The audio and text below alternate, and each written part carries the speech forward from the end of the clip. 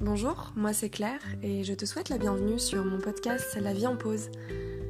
Tu trouveras ici mes témoignages et mes réflexions sur des thématiques variées telles que l'hypersensibilité, l'entrepreneuriat, la neurodiversité, donc la douance, le syndrome d'Asperger, etc.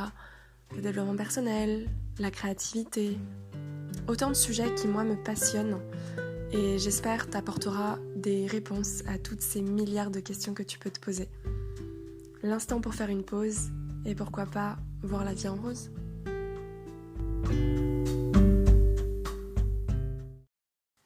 Hola, est-ce que tu vas bien? Moi je vois que j'ai la voix cassée. Est-ce que ça va être super pour faire un podcast? Je sais pas trop. Bon,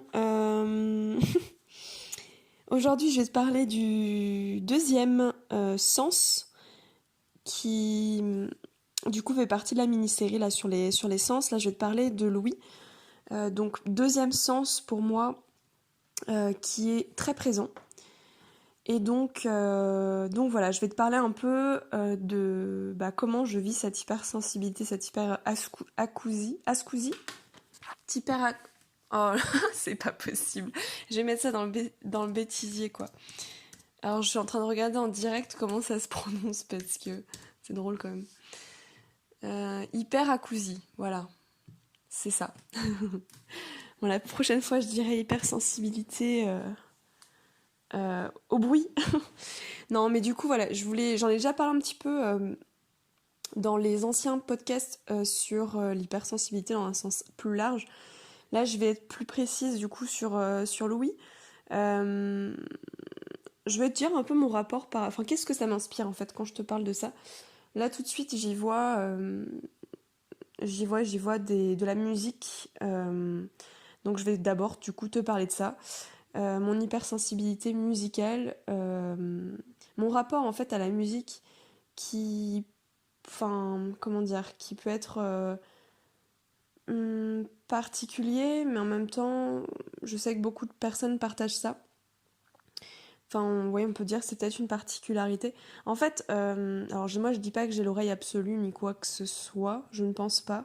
Je me suis pas trop attardée en fait sur la musique en tant que en pratiquant en fait. Donc voilà, et en plus de ça, j'ai aucune notion de technique, enfin de solfège. Vraiment, je ne connais pas les notes. Enfin vraiment, je suis vraiment loin de tout ça. Mais moi, la musique, c'est plutôt un ressenti. Voilà, à chaque fois, je parle de ressenti, mais plutôt un rapport de ressenti. Et donc, la façon dont je la perçois, parce que souvent, en fait, je peux elle est vraiment, comment dire, en symbiose avec, je pense, tout ce qui est. Alors, je sais pas si c'est la kinesthésie là, du coup. Le toucher. Bon, peu importe, mais en tout cas, je ressens très fortement les vibrations, l'énergie de la musique à chaque fois que j'écoute une musique, de toute façon, si je me concentre dessus et que je l'écoute vraiment, j'ai des frissons à chaque fois, hein, du coup, il y a certaines notes qui me font des choses à la tête, au niveau du dos, du cou, ça me fait comme une espèce de truc électrostatique, là, je sais pas trop. Enfin bref, en tout cas, c'est très transperçant pour moi, c'est vraiment... ça presque après, ça fait partie de moi, en fait. Je sais pas comment expliquer, c'est pas facile à expliquer. Donc je sais pas si toi, ça te fait ça aussi. Et puis du coup, ça me génère aussi tout un flot d'émotions, en fait. D'ailleurs, je me sers de la musique comme outil thérapeutique, clairement. Je me sers de la musique, par exemple, quand je suis triste et que je n'arrive pas à exprimer ma tristesse parce que je n'arrive pas à pleurer ou je n'arrive pas juste à la faire sortir. Mais je sais que je me sens pas bien, en fait. Et d'ailleurs, j'en parlerai plus tard de ça parce que j'ai eu beaucoup, beaucoup de mal à comprendre mes émotions, en fait. J'ai mis 28 ans Donc, enfin, c'est que très récemment que j'arrive vraiment à mettre des mots, à essayer de décortiquer, à essayer de comprendre quelle émotion je ressens à tel moment. Bref, parenthèse fermée, j'en parlerai plus tard. Euh, donc voilà, donc en fait, je sentais que ça allait pas, mais je savais pas ce que c'était. Je savais pas si c'était de la tristesse, je savais pas si c'était de la colère, je savais pas si c'était, je sais pas, de la frustration, enfin, peu importe. Je savais juste que j'étais pas bien, je me sentais mal dans mon corps, dans ma peau, j'étais pas bien. Et j'avais aucune idée d'où ça venait, enfin vraiment, et ça m'arrive encore aujourd'hui, hein. Des fois c'est très déstabilisant parce que je ne sais pas pourquoi j'ai certaines émotions, et vu que j'arrive pas vraiment à les définir, enfin bref, donc voilà. Et du coup, des fois, bah, j'écoute de la musique triste, exprès. Donc quand je dis la musique triste, enfin je pense que vous voyez presque ce que je veux dire, avec une certaine fréquence, enfin voilà, euh, certaines notes et accords de notes pour pleurer, tout simplement. Et il y a des musiques qui me font pleurer automatiquement, ou voilà. Et quand bah du coup je sens cette émotion qui est en moi, qui j'ai envie qu'elle sorte, bah en fait je pleure tout de suite. En fait, c'est hyper puissant. Enfin moi je trouve que ça marche très très bien pour moi. Je sais pas si vous avez déjà testé. Enfin en tout cas si vous êtes sensible à la musique, essayez. Et puis bah du coup aussi des émotions positives, hein. Si je sens que j'ai une sorte de baisse de motivation et que je sais que j'ai envie d'avoir de la bonne énergie, bah du coup j'écoute certaines musiques qui me font du bien, qui me stimulent en fait.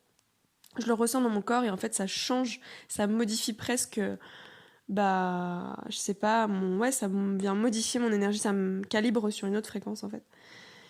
Donc voilà, je peux déjà parler de ça parce que c'est vrai que la musique, ça remplit quand même mon quotidien. Je pense que j'en écoute au quotidien. Alors beaucoup moins dernièrement parce que, mais j'en ai déjà parlé. Enfin, je me répète un peu, c'est vrai, mais étant donné que j'ai vécu un effondrement sensoriel, émotionnel, enfin tout le bazar, euh, c'était très compliqué pour moi de mettre une note de musique chez moi, quoi.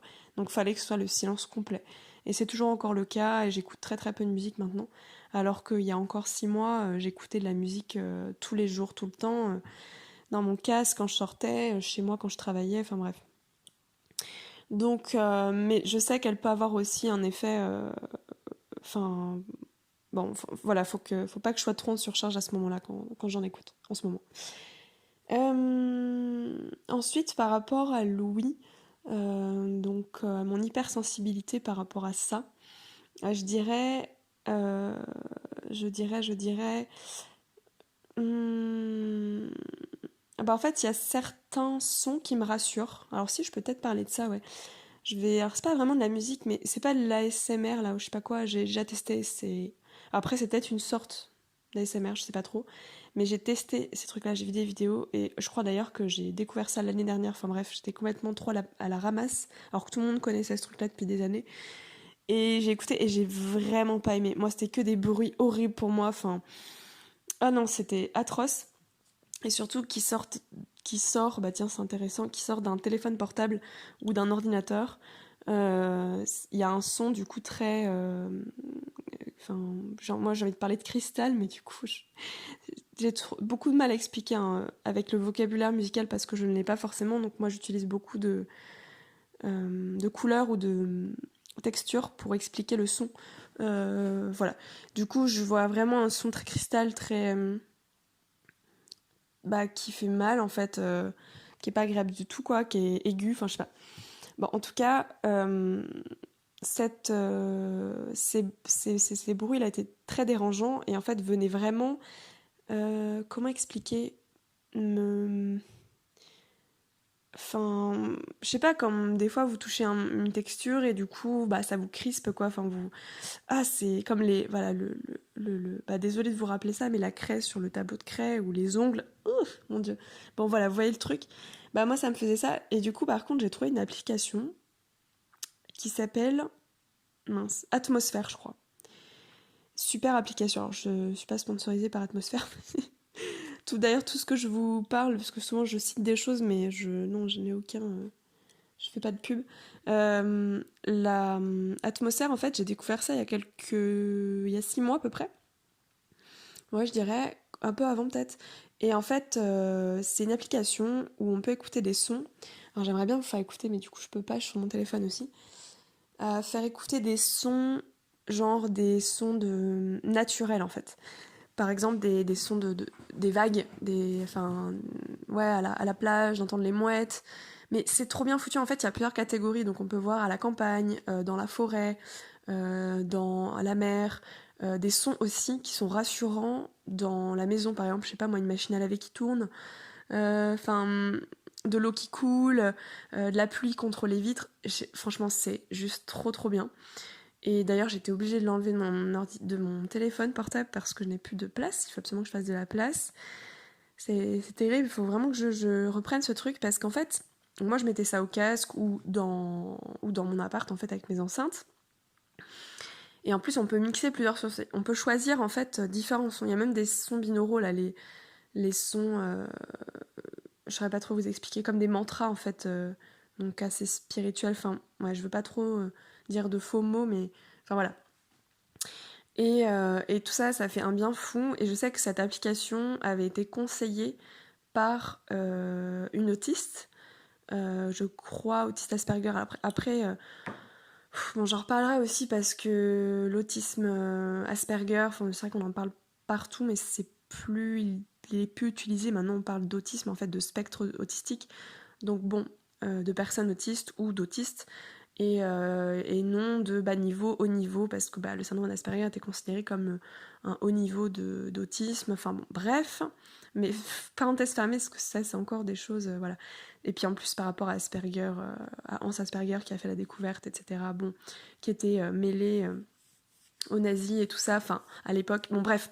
Donc, je vais pas trop m'étaler là-dessus, mais c'est pour, voilà, pour vous expliquer. Donc, cet autiste, du coup, a parlé de ça, et notamment des sites qui proposent des Steam Toys. Alors, je m'éloigne un peu du sujet, je suis désolée pour ceux qui ça va pas trop intéresser, mais quoique, ça peut être, voilà, autiste ou pas, hein, ça peut intéresser pas mal de personnes. Et les Steam Toys, en fait, il y a beaucoup de... C'est pour faire de l'auto-stimulation.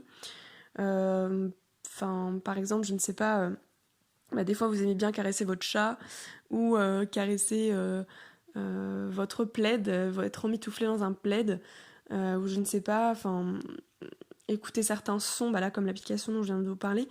Mais tout ça en fait c'est vraiment de l'auto-stimulation et ça permet de, en tout cas dans mon cas, de m'apaiser, de pouvoir recentrer mes pensées, de pouvoir aussi avoir une stimulation en fait agréable, sensorielle qui me fasse vraiment du bien et voilà.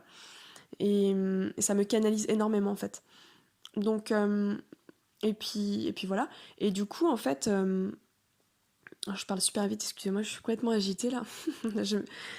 je devrais avoir un petit Steam Toy avec moi aussi. Mais c'est Steam Toy, c'est marrant. Enfin, du coup, il y a plusieurs choses. Il y a des choses pour jouer, pour un peu jouer avec quand on l'a dans ses mains. Donc, on peut les tordre dans tous les sens. Enfin, vous voyez, c'est des trucs de couleurs, des choses visuelles. Donc, il y a plusieurs Steam Toys par rapport à différents sens. Ceux dont on peut être sensible et qu'on peut aimer. Donc, ça peut être le toucher, ça peut être les effets visuels, ça peut être plein de trucs. Et quand j'ai découvert ça, je vous avoue que ça m'a changé la vie, parce que je n'avais jamais... Enfin, j'avais ça quand j'étais petite, mais c'est pas quelque chose que j'ai gardé, étant donné que je me disais, c'est des jouets, quoi. Enfin, par logique, je me suis dit, je retire tous mes doudous et tous mes jouets, et puis, finalement, mais rien à voir, en fait. C'est... Il y a plein d'adultes qui utilisent ça. Donc, en fait, ça ressemble à des anti-stress, vous voyez? Les trucs où on malaxe un peu, là, l'espèce de pomme de terre, enfin, j'appelle ça les pommes de terre, mais les espèces de ballons de baudruche, là où il y a la farine dedans, où on écrase un peu. Enfin, il y a plein de trucs comme ça, en fait. Donc, il y a plein de choses qui sont vendues d'ailleurs dans plein de magasins. C'est pas que spécialisé Steam Toy, non, ça peut être partout dans tous les magasins. Donc, on peut l'appeler différemment, il y a des anti-stress et tout ça.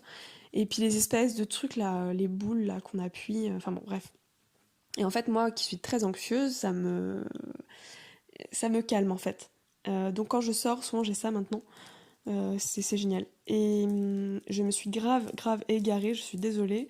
Mais pour revenir juste à l'application des bruits, bon bref, ça peut vous aider du coup cette application Atmosphère pour voilà pour toutes ces raisons en fait. Ensuite, je vais vous parler du coup des bruits dans le sens, dans son sens, bruit, c'est-à-dire, enfin, quand même quelque chose de dérangeant qui, du coup, brouille un petit peu le reste, et ça, c'est horrible pour moi, enfin, dans le sens, en fait, c'est tous les bruits qui sont non contrôlés, qui sont soudains, qui sont forts, qui sont secs, bah ça fait mal en fait. Ça fait mal ou c'est dérangeant. Alors j'explique. Il y a certains bruits, par exemple le bruit de la vaisselle, le bruit, je sais pas, des motos, le bruit d'un appareil électrique, genre des scies, des machins comme ça. Je sais pas, enfin, bref, tous ces exemples-là, ben ça pour moi, ça fait mal. C'est vraiment désagréable en fait. Ça me, bah comme la sensation un peu de la craie sur machin, mais vraiment ça perce l'oreille en fait et c'est désagréable. Ça, voilà, bon, ça fait mal. Mais sinon, la plupart des sons, c'est pas forcément la douleur, c'est être dérangé par ces sons en fait. Parce que ils viennent à des moments que je n'ai pas prévus. En fait, ils sont imprévisibles et donc ils me surprennent. Et en fait, je suis tellement réactive à mon environnement, je suis tellement, ben, comment expliquer, hyper vigilante. Et du coup, comme un chat, vous voyez, qui dresse les oreilles et qui regarde comme ça avec les yeux grands ouverts.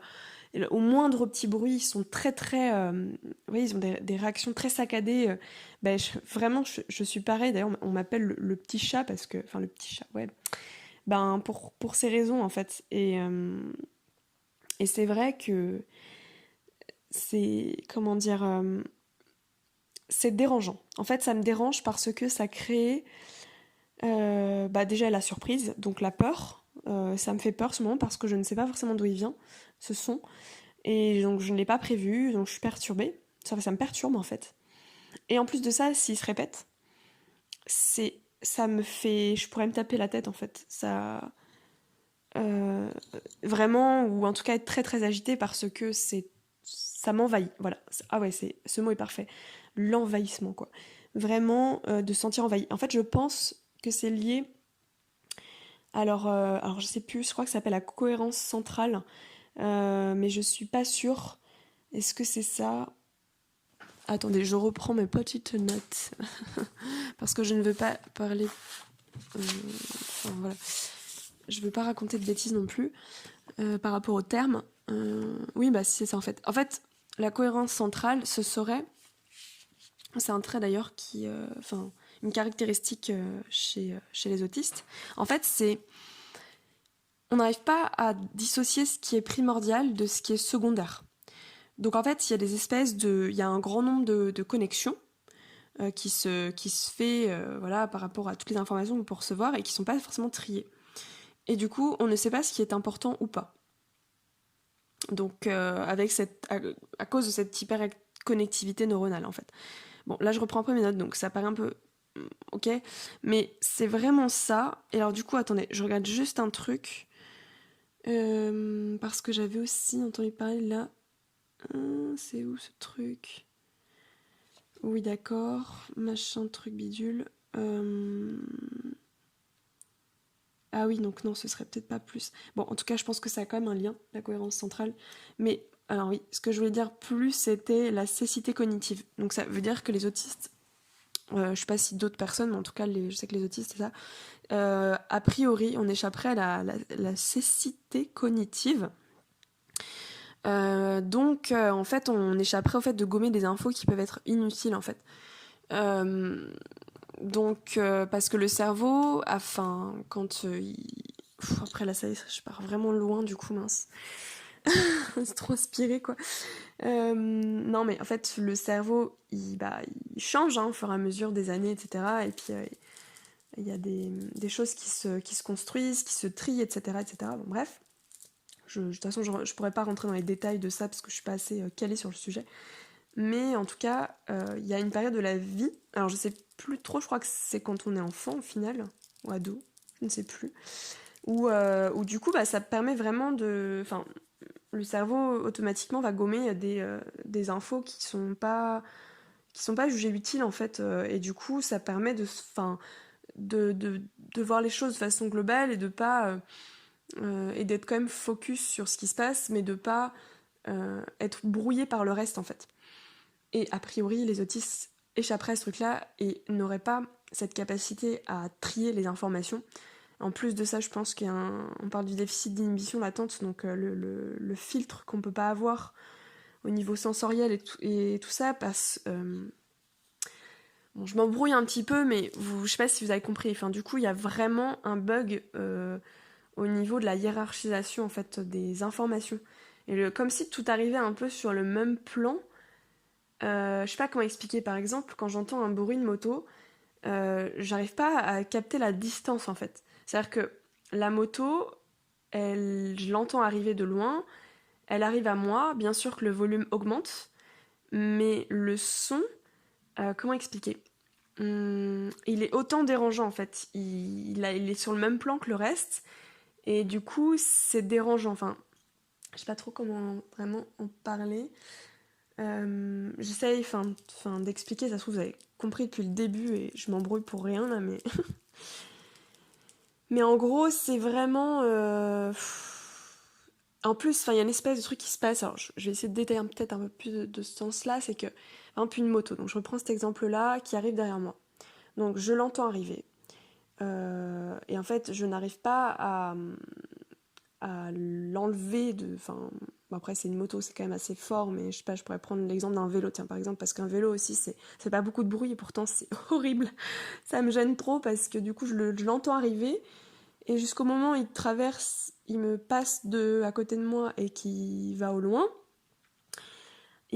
C'est comme si le son restait bloqué au niveau de l'oreille, des deux oreilles et au niveau de la tête en fait. Donc au niveau de la nuque, en fait, comme un son holophonique, là je crois que ça s'appelle comme ça, comme quand on est chez le coiffeur, enfin, il y a vraiment un truc qui se passe là et c'est très désagréable. Et ça donne envie ouais, de chasser la truc de l'oreille et du coup de se frotter l'oreille, enfin, de se les boucher ou de se taper sur la tête, enfin bref. Donc bon, je comprends un petit peu certaines réactions de certains autistes ou enfin voilà, ceux qui ont qui n'ont pas cette cécité cognitive ou qui ont ce déficit d'inhibition latente parce que c'est vraiment ça peut être envahissant en fait, voilà. Donc je sais pas si c'est ce que je dis est correct, enfin voilà, faudrait peut-être le faire vérifier par un neuroscientifique qui pourrait vraiment m'expliquer comment ça se passe concrètement dans le cerveau, si je fais fausse route ou pas, mais je fais vraiment des suppositions, hein. C'est encore une fois, c'est des réflexions, pas de vérité à prendre là-dedans, c'est ce que je ressens moi. Donc j'essaie de détailler un petit peu comment je le ressens. Euh, Enfin, je me trompe pas sur ce que je ressens, mais je me trompe peut-être sur les termes que j'utilise, etc. Bon, bref, et que j'associe. C'est déjà 20 minutes que je parle. Je vais terminer sur... Bah non, en fait, je pense que j'ai terminé. Je m'épose juste. Ouais, bah je vais terminer là-dessus, du coup, par rapport au bruit. Alors, c'est aussi tout ce qui est... Parce que c'est vrai que la vue, j'en ai pas forcément parlé, mais tout ce qui est surstimulation au niveau des magasins, par exemple, au niveau, même sur le téléphone portable, sur les réseaux sociaux, sur tout un tas sur la publicité à l'extérieur, enfin bref, toutes ces informations sensorielles qui remplissent les villes et les téléphones, et les ordi, et les machins, et ça, c'est compliqué à gérer parce que ça me donne la nausée. Pas à chaque fois, hein, mais quand je sens que je suis en saturation, c'est vraiment terrible. Et souvent, c'est tous les jours, en fait, donc il faut que je fasse attention. Sinon, du coup, pour le bruit, pour comparer avec ça, ce serait du coup tout ce qui est radio. Je n'écoute plus la radio. Je l'ai fait pendant un temps, et c'est juste pas possible aujourd'hui, en fait. Je pense que, je sais pas, il y a une espèce de truc qui fait que j'ai l'impression d'avoir un seuil de tolérance qui est moindre. J'ai dépassé mon quota, en fait. J'ai vraiment l'impression de ça. C'est comme mon capital soleil. Ma sensibilité à la lumière, elle a vraiment atteint son max. Et du coup, maintenant, je suis devenue très très sensible au soleil et je fais des réactions. Mais là, tout ce qui est radio, télé, la télé, je l'ai plus depuis 3 ans. La radio, je l'écoute plus aussi depuis plusieurs années, je pense. Les pubs, alors je n'ai pas de compte sur Spotify ou trucs comme ça, mais je devrais, parce que les pubs elles arrivent soudainement comme ça, vraiment je sais même pas pourquoi je change pas parce que c'est très très inconfortable, parce que déjà il y a le truc soudain, on ne s'y attend pas, la pub elle arrive, en plus elle est très forte, il se passe plein de trucs, c'est trop rapide, vraiment j'aime pas. Donc la montée des sons, dans les films aussi, parce que des fois, par exemple, j'écoute un film, une série, Et puis là, d'un coup, je sais pas, il y a une scène d'action, une scène, je sais pas pourquoi, et là, d'un coup, c'est super fort. Mais moi, tout de suite, j'ai un réflexe où je mets... Donc j'ai pas de télé, mais j'ai un ordi, donc je baisse... Enfin bref, je baisse le son, quoi, tout simplement, mais c'est chiant, parce qu'à chaque fois, du coup, plusieurs fois pendant le film, il faut que je baisse, faut que je remonte et tout. Mais en même temps, c'est un automatisme, je pense, parce que ça me fait vraiment bugger, quoi. Après, tout ce qui est tondeuse électrique, j'ai déjà dit, mais aussi les ciseaux chez les coiffeurs. Oh. En fait, les ciseaux chez les coiffeurs, étant donné que ça passe près de l'oreille, de la nuque, tout ça, en fait, ça me fait une sensation... en fait, ça me prend mais je crois que je l'avais déjà expliqué, du haut de la nuque jusque dans le bas du dos. En fait, ça me fait comme un espèce de grand courant électrique. Et puis du coup, en vrai, c'est horrible. Et du coup, je me sens toute crispée, ça me prend tout le corps, en fait. Bon, bref. Donc, je suis pas fan, perso, je suis pas très fan du coiffeur. Je me suis toujours dit, ouais, c'est super, comme tout le monde, j'aime bien aller chez le coiffeur et tout ça, machin. Alors déjà, j'ai jamais fait de coloration, truc comme ça. Enfin, rester assise, de toute façon, pendant une demi-heure, une heure, mais c'est trop long déjà. Donc j'ai du mal. Enfin, je suis très introvertie, réservée et tout, mais je suis hyper active dans ma façon de faire et j'ai vraiment du mal à rester en place.